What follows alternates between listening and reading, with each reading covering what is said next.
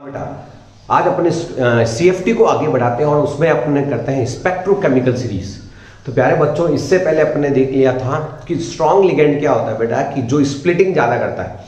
CFT में है कि लिगेंड्स क्या करते हैं कि नेगेटिव चार्ज होते हैं, पॉइंट चार्ज होते हैं, और वो डीजनरेटेड ऑर्बिटल्स यानी सेम एनर्जी ऑर्बिटल को स्प्लिट करते हैं। अब ज्यादा तोड़ने वाला क्या हो गया बेटा, स्ट्रॉन्ग लिगेंड, और कम तोड़ने वाले को कहते हैं वीक लिगेंड, यानी स्प्लिटिंग वाले से, ठीक है ना। तो इनकी पावर को कौन दिखाती है, वो है स्पेक्ट्रोकेमिकल सीरीज। तो सीएफटी को आगे बढ़ाते हुए स्टार्ट करते हैं बेटा spectrochemical series. What is the spectrochemical series, आया हुआ क्वेश्चन है। तो लिखेंगे लिगेंड्स आर, इसको नोट करें बेटा, ligands are arrange in the series of, ठीक है ना, the order of increasing splitting strength, series of in the order of increasing splitting strength, उनको स्प्लिटिंग करने का पावर, ठीक है ना, is called spectrochemical series. Ligands को उनकी बढ़ती हुई स्प्लिटिंग पावर में जो अरेंज किया गया है, जमाया गया है उनको, इसको क्या बोलते हैं बेटा, स्पेक्ट्रोकेमिकल सीरीज। तो मैंने क्या किया बेटा कि 4 लिगेंड इधर से याद कर लिए। यूं तो बड़ी सीरीज है, इसमें खूब सारे लिगेंड है, लेकिन अपन को मिनिमम कितने 5-10 लिगेंड की एक सीरीज आनी चाहिए। इस पर एक ध्यान रखना। यहां बीच में मैंने जैसे सारे लिगेंड नहीं लिखे, भूल गया, लेकिन मैं सीक्वेंस चेंज नहीं कर सकता। ऐसा नहीं कर सकता एफ को इधर कर दूं, सीएन को इधर कर दूं, वाटर को इधर कर दूं, इसको इधर कर दूं। दो का कंपैरिजन है, सीओ इधर है तो इधर ही रहेगा सीएन, यूनिक आगे पीछे कर दो, आगे पीछे नहीं करना है बेटा। और ये सीरीज बनी हुई है स्पेक्ट्रम के बेसिस पर। स्पेक्ट्रम आप जानते हो लाइट से रिलेटेड चीज है बेटा, उसके बेसिस पर ये बनी हुई है। तो उसके बेसिस पर बनी हुई बेटा, और ये स्पेक्ट्रोकेमिकल सीरीज है। इधर वाले ये तो है थोड़े वीक लिगेंड, तो ऐसे याद कर लो, फिर कल बाहर आई आंटी, इधर की वीक लिगेंड है, सबसे वीक लिगेंड है आई बेटा, और सबसे ज्यादा एनर्जी को एब्जॉर्ब करके रखने वाला है, और वो है strong field ligand, strong field. तो स्ट्रॉन्ग लिगेंड वो यहां से लिए थे, इनकी प्रेजेंस में हमेशा क्या होती है बेटा, स्ट्रॉन्ग लिगेंड है तो इनकी स्पिन में हम जो है स्पिन सीखेंगे अपन, हमेशा क्या होती करवानी है, स्ट्रॉन्ग फील्ड होगा तो हमेशा लो स्पिन करवाएंगे, अभी सीखेंगे लो स्पिन। और जब वीक लिगेंड होगा तो कौन सी स्पिन करवाएंगे, हाई स्पिन।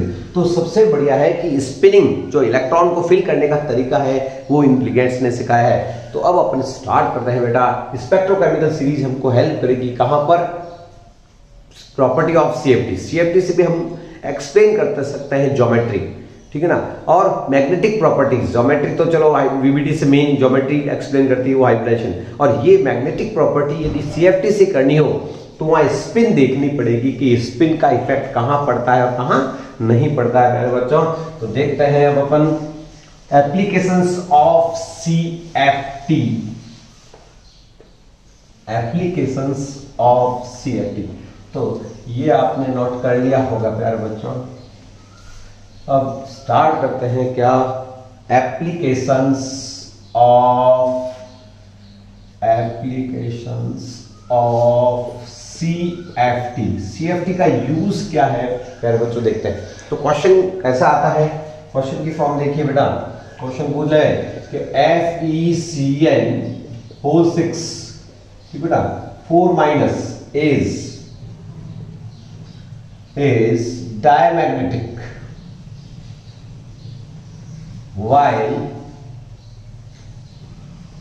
while इसी का यही लिगेंड होगा, देखना, और सेंट्रल मेटल एटम है, ठीक है ना, F6 या FeH2O होल 6 प्लस 2, इसको बोलते हैं बेटा हेक्सा साइनोफेरेट सेकेंड, और ये है हेक्सा एक्वा, एक्वा वाटर है, ठीक है ना, cyanoferrate second is paramagnetic, explain by, question में क्या होगा, एक्सप्लेन बाय सीएफटी। ये क्वेश्चन बना सकते हैं, क्वेश्चन बना सकते हैं, यहाँ क्यों क्वेश्चन लिख दीजिए आप।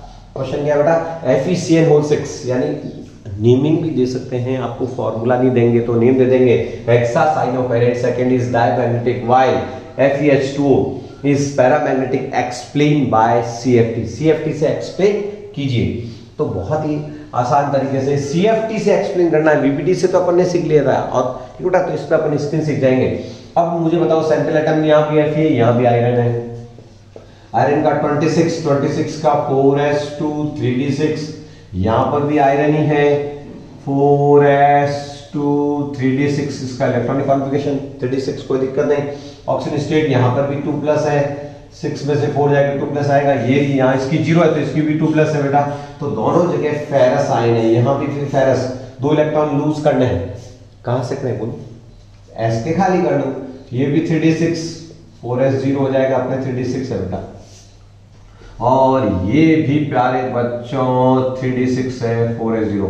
तो central metal atom is here is equal, central atom तो वही है लेकिन CFT लिगेंड का इफेक्ट सिखा दिए है ना, ठीक है। विच लिगेंड इज हियर, साइनाइड, यहाँ पर एक्वा, कौन है स्ट्रॉन्ग, स्पेक्ट्रोकेमिकल सीरीज से पता चल जाएगा। इसमें सीरीज में ये है आपके CN, ज्यादा स्ट्रेंथ है इसको, ये ज्यादा इसकी स्प्लिटिंग एनर्जी ज्यादा तोड़ता है ये बेटा। तो CN minus is strong ligand, while aqua is weak ligand। तो प्यारे बच्चों पता चल गया, हाँ ये वीक पता लग गया, ये वीक है, वीक किसको बोलते हैं ये भी पता चल जाएगा। स्ट्रॉन्ग लिगेंड है तो इसका इफेक्ट देखना, डीजेनरेटेड ऑर्बिटल्स कौन से बेटा, 5 degenerated orbitals are split into 2 half, ये स्प्लिट हो जाती है 2 पार्ट में। और यहाँ पे कुछ नहीं करना, थोड़ा ज्यादा दिखा दो, टेक्निकल बच्चा क्या करेगा, यहाँ पर जो इनकी स्प्लिटिंग पावर है, ये जो बीच का डिफरेंस है एनर्जी वाला, ये डिफरेंस इसको बोलते हैं delta O, splitting energy of the octahedral complex, ये वाली है बेटा, ये थोड़ी ज्यादा दिखा दो, is greater than coupling energy, एक एनर्जी है उससे स्प्लिटिंग एनर्जी ज्यादा होनी चाहिए। और वीक लिगेंड की पहचान क्या है प्यारे बच्चों, वीक लिगेंड में थोड़ा कमजोर, कम दिखा दो स्प्लिटिंग, और बेटा ये है delta is less than coupling energy, इसको पाई को क्या बोलते हैं, पेयरिंग एनर्जी या फिर कपलिंग एनर्जी। ये कंपैरिजन के लिए एनर्जी है पेयरिंग एनर्जी, जो किसी इलेक्ट्रॉन को पेयर करने के लिए रिक्वायर होती है, ठीक बेटा। अब बताओ मुझे, स्ट्रॉन्ग लिगेंड है, स्ट्रॉन्ग लिगेंड में हमेशा क्या करोगे, ज्यादा तोड़ दिया इसने, स्प्लिटिंग एनर्जी ज्यादा हो गई तो इलेक्ट्रॉन भरोगे तो आप नीचे ही भरोगे, उसको बोलते हैं लो स्पिन। तो इसके 6 इलेक्ट्रॉन फिल करने, 3d6 यहाँ पर भी है, 3d6 6 इलेक्ट्रॉन फिल करने, वो लोग कहाँ करोगे, इसमें तो कैसे करोगे ये तो पता है, सब में एक फिल करते हैं और फिर पेयर बनाते हैं हुंस रूल। लेकिन यहाँ पे कैसे करोगे बेटा, यहाँ करना पड़ेगा 1 2 3, ठीक है ना, 4 5 6, ऊपर क्यों नहीं गए, क्योंकि एनर्जी डिफरेंस ज्यादा है, स्प्लिटिंग एनर्जी ज्यादा, ऊपर नहीं भरना है। तो जब नीचे ही सारे इलेक्ट्रॉन फिल करते हैं, नीचे पेयरिंग हो जाती है, ये है लो स्पिन, लो मतलब नीचे। तो स्ट्रॉन्ग लिगेंड में हमेशा क्या होगी, लो स्पिन होगी, लो स्पिन आपके होगी बेटा, ये लो स्पिन हो गया। How many unpaired electron here, ये अनपेयर्ड इलेक्ट्रॉन कितने हैं, 0, सब पेयर्ड है। तो n की वैल्यू क्या आई रे बच्चों, n is 0, there is no unpaired electron here, कोई अनपेयर्ड इलेक्ट्रॉन नहीं है बेटा। सो इट इज डायमैग्नेटिक, जहां n की वैल्यू 0 होती है वो क्या होता है, डायमैग्नेटिक होता है प्यारे बच्चों, क्योंकि अनपेयर्ड इलेक्ट्रॉन नहीं है, लो स्पिन हुई है। व्हाइल एस्ट्रो इज वीक लिगेंड, सो क्या होगा रे बच्चों, हाई स्पिन अकर्स होगी, हाई स्पिन होगी। कैसे करवानी हाई स्पिन, पहले यहाँ के तो इलेक्ट्रॉन बढ़ने अपन को आते हैं, यहाँ होती है हाई स्पिन। हाई का मतलब है कि यहाँ स्प्लिटिंग कम हुआ है, कम गैप है, तो कोई बच्चा भी कूद सकता है ना। तो बस यहाँ पर वही बात है कि 1 2 3, अब कहाँ करेंगे 4 5, यानी सब जगह हुंस रूल है और वो प्रिंसिपल कहता है कि अप्रॉक्स इक्वल एनर्जी में सब में एक एक पेयर भरते जाते हैं, उसके बाद पेयरिंग होती है। तो प्यारे बच्चों यही बात यहाँ पर है, 1 2 3 4 5, ठीक है ना। और 6 में क्या हो गया, ये अनपेयर्ड, तो n की वैल्यू क्या आई यहाँ पर 1 2 3 और 4 अनपेयर्ड इलेक्ट्रॉन आ गए।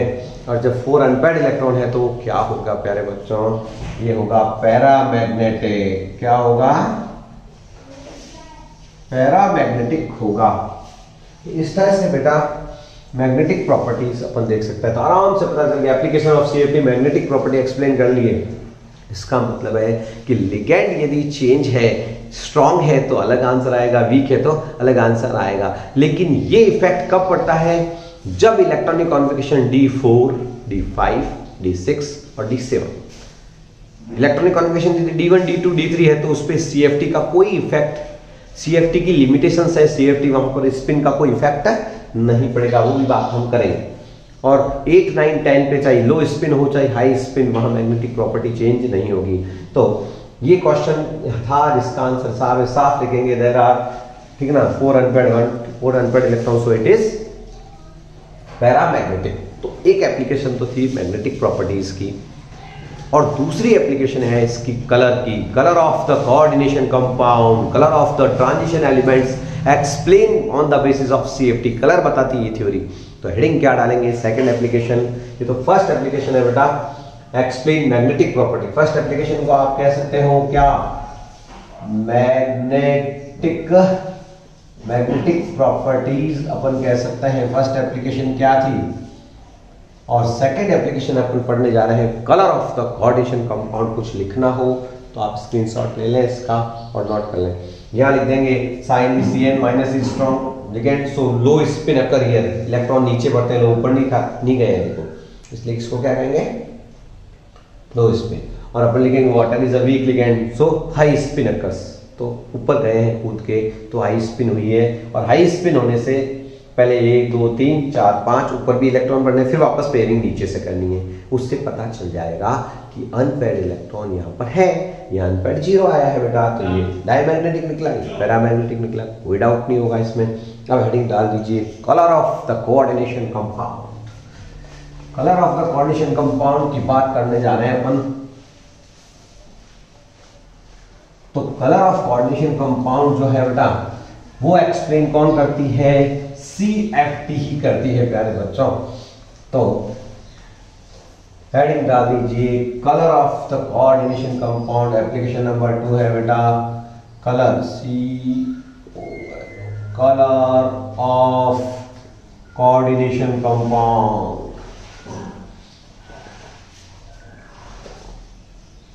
तो कलर आता कब है, पहली बात तो कलर एक्सप्लेन करना, तो कलर के लिए जरूरी है अनपेयर्ड इलेक्ट्रॉन। अनपेयर्ड होगा तो वो कूदेगा लोअर सेल से, लोअर ऑर्बिटल से हायर एनर्जी लेवल्स में जाएगा, और हायर से जब कूदेगा तो एनर्जी इमिट करेगा, डिफरेंट कलर की लाइट्स आएगी। तो कलर होने के लिए जरूरी क्या है, there is a presence of unpaired electron here. ठीक है बेटा, देखो आपको बता दूं कि जैसे Ti3+ है, ये तो है कलर्ड, और एक इलेक्ट्रॉन और लूज कर दो तो ये क्या हो जाएगा, कलरलेस। कलरलेस तो कलर उड़ कैसे गया, कलर कहां गया, तो पता होना चाहिए कि इसका कॉन्फ़िगरेशन है टाइटेनियम का क्या है, साइंस टीटर 22, ये 22, तो 22 का 2 4s2 3d2।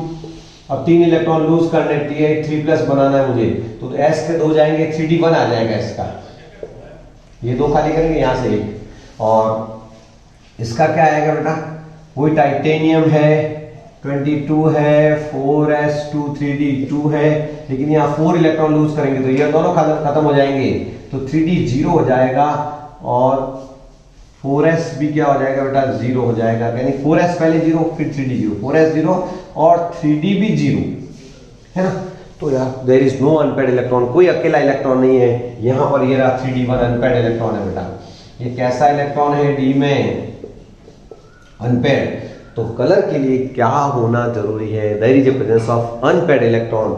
अनपेयर्ड यहाँ नहीं है तो ये कलरलेस है, ये अनपेयर्ड प्रेजेंट है इलेक्ट्रॉन, ये रहा अनपेयर्ड इलेक्ट्रॉन, तो ये कलर शो करेगा। तो एक इस पे क्वेश्चन आता है कि एग्जैक्ट का टाइटेनियम थर्ड आयन, ये कॉलेज आप कॉलेज लेवल में जाओगे वहां पर भी ये क्वेश्चन आता रहता है। क्या है बेटा, इस टाइटेनियम से रिलेटेड है क्वेश्चन। क्या है क्वेश्चन, नोट करें आप, इसका आंसर करेंगे, इसका आंसर ही आपकी CFT का कलर वाला एक्सप्लेनेशन हो जाएगा। तो क्वेश्चन क्या है, हेक्सा एक्वा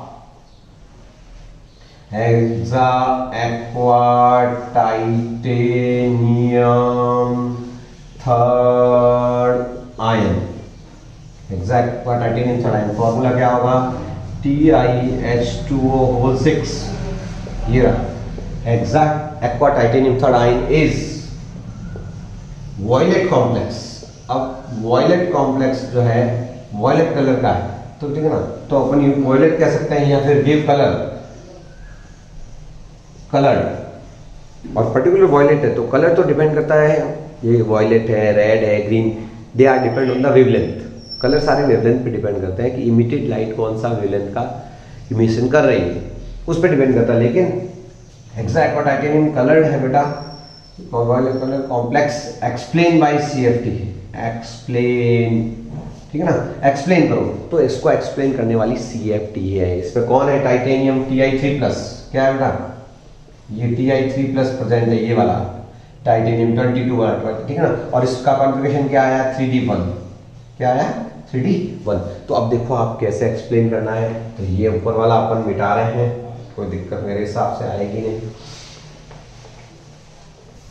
और इस क्वेश्चन को एक्सप्लेन करने वाली CFT ही है, तो अपन लिखेंगे बेटा, पहले एक डायग्राम से समझ में आ जाएगा, जो डायग्राम में समझ में आता है वही आपको एग्जाम में लिखना है, ठीक है ना। तो ये तो आपको एनर्जी खींचनी है। CFT क्या कहती है बेटा कि 5D generated orbitals, 5D generated मतलब जिनकी इक्वल एनर्जी होती है, ये पांचों ये डिब्बे कौन कौन से होते हैं, dxy, dyz, dzx, dx² y² और d 5D generated orbitals are split into 2 half, split हो जाते हैं। 3 डिब्बे तो 2 डिब्बे तो अपन ऊपर लिखते हैं और 3 ऑर्बिटल्स नीचे लिख देते हैं, और ये स्प्लिटिंग एनर्जी सबको नॉलेज है। इसमें यदि अनपेड इलेक्ट्रॉन हो तो होता ही है, टाइटेनियम में है, ये रहा देखो 3D1 है, अनपेड इलेक्ट्रॉन ये रहा, अनपेड इलेक्ट्रॉन कहाँ पड़ा अभी नीचे, और इन ऑर्बिटल को कहते हैं T2g ऑर्बिटल, ये कौन से इजी। अब ये क्या करता है बेटा, absorb energy from visible region या absorb light from visible region, तो यहां लिखेंगे एब्जॉर्ब लाइट, लाइट क्या होता है, एनर्जी, hν है ना बेटा, ये hν, लाइट फ्रॉम, लाइट तो एनर्जी, और एनर्जी से अच्छे होते हैं लाइट, ठीक ना, विजिबल रीजन, और विजिबल रीजन कौन सा होता है, लाइट का स्पेक्ट्रल का जो पार्ट है, विजिबल पार्ट है, वो होता है विजिबल रीजन, वो करीब 589 नैनोमीटर के आसपास, यूं आपके 4000 to 8000 एंगस्ट्रॉम होता है,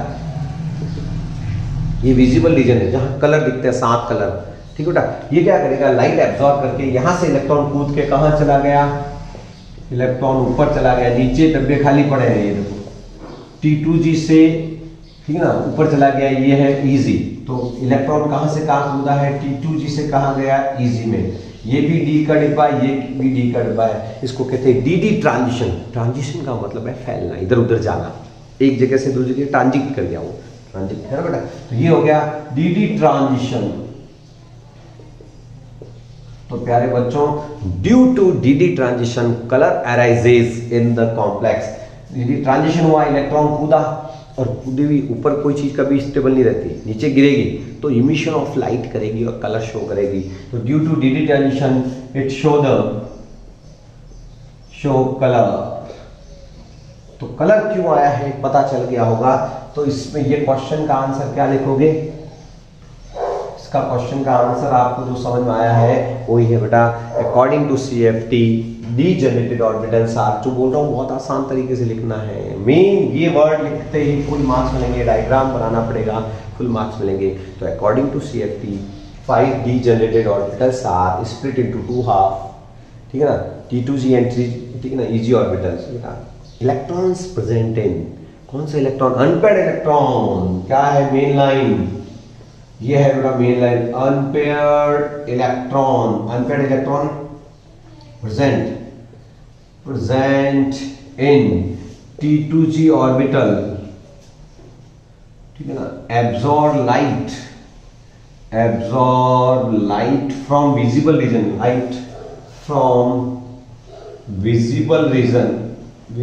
region and jump into easy orbital, यानी ये हो गया T2g to EG, called DD transition,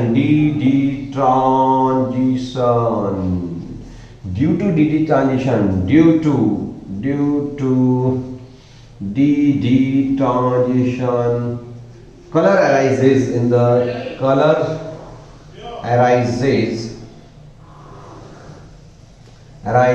in complex।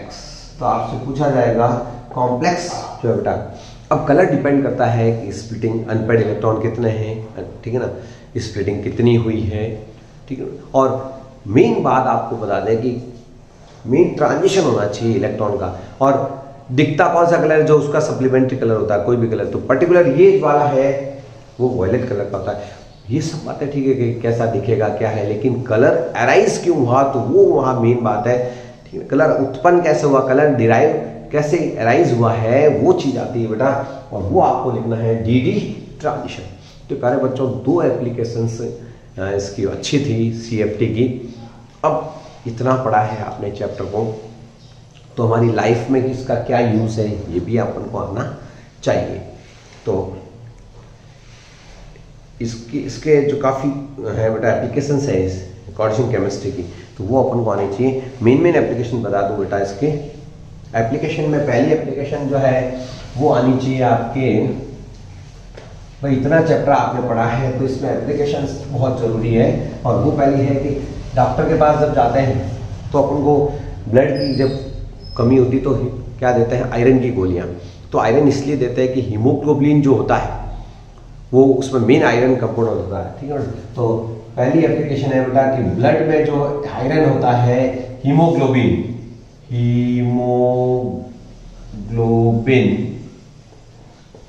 Is pigment of blood. हमारे ब्लड का जो रेड कलर होता है इस हीमोग्लोबिन पिगमेंट का होता है, ठीक है ना, वो आयरन का कॉम्प्लेक्स होता है। क्या होता है, पिगमेंट ऑफ आयरन। इसी तरह से क्लोरोफिल, प्लांट जो ग्रीन कलर की होती है, प्लांट्स जो हरे होते हैं उसके अंदर मेनली क्या होता है, क्लोरोफिल। तो क्लोरोफिल में कौन सी मेटल होती है, वो भी कॉम्प्लेक्स ही होता है। कॉर्डिनेशन केमिस्ट्री इतना बड़ा फॉर्मूला है उसका, लेकिन अंदर मैग्नीशियम बैठा है। तो दूसरा आना चाहिए क्लोरोफिल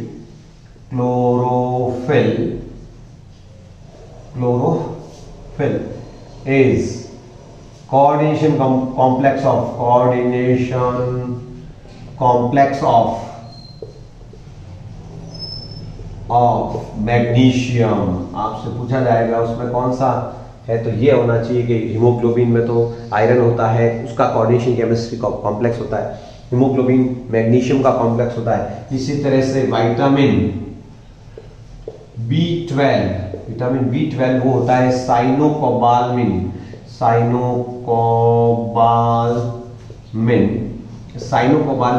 वो होता है बेटा कोबाल्ट का कॉम्प्लेक्स। किसका होता है, उसके अंदर कोबाल्ट मेटल होती है। तो प्यारे बच्चों, इसी तरह से कैंसर को ठीक करने के लिए मेडिसिन बनाई है सिस्प्लेटिन। क्या है बेटा, cisplatin is the medicine. Cisplatin क्या होती है, ये इसका फॉर्मूला होता है PTNS3 2 और यहाँ सिस ट्रांस तो आप जानते हो, सिस आइसोमर इसका, क्योंकि इसका ट्रांस आइसोमर भी बन सकता है, आइसोमर जो बड़ी अपन है, तो वो सिस्प्लेटिन है। Is a medicine for the cancer को ठीक करने के लिए एक मेडिसिन तैयार की है, उसका नाम है सिस्प्लेटिन। क्या नाम है, कॉमर्शियल नेम इसका सिस्प्लेटिन। इसी तरह से हाइड्रोजनेशन में वेजिटेबल ऑयल से वेजिटेबल घी बनाना हो तो वहाँ हाइड्रोजनेशन होता है। हाइड्रोजनेशन में अपन क्या देखते हैं, विल्किंसन कैटलिस्ट यूज किया जाता है। क्या किया जाता है, हाइड्रोजनेशन रिएक्शन। हाइड्रोजनेशन क्या होता है, hydrogenation addition of hydrogen in presence of Wilkinson catalyst. Wilkinson catalyst ये आना चाहिए। ये होता है रोडियम का कॉम्प्लेक्स। किसका, रोडियम का कॉम्प्लेक्स होता है बेटा, ये होता है इस तरह का PPH3 होल थ्राइस और RHCl, ये होता है आपकी रोडियम कॉम्प्लेक्स। इसको विल्किंसन कैटलिस्ट बोला जाता है, विल्किंसन कैटलिस्ट। तो प्यारे बच्चों, ये नॉलेज होना चाहिए, जनरल नॉलेज अप करने के लिए भी बढ़िया चीज़ है। तो इस तरह से अपन CFT को ख़त्म किया है, कुछ एप्लीकेशंस देखी है बेटा, और कुछ रिमेनिंग पार्ट होगा तो उसका एक छोटा सा वीडियो आपको बता दिया जाएगा।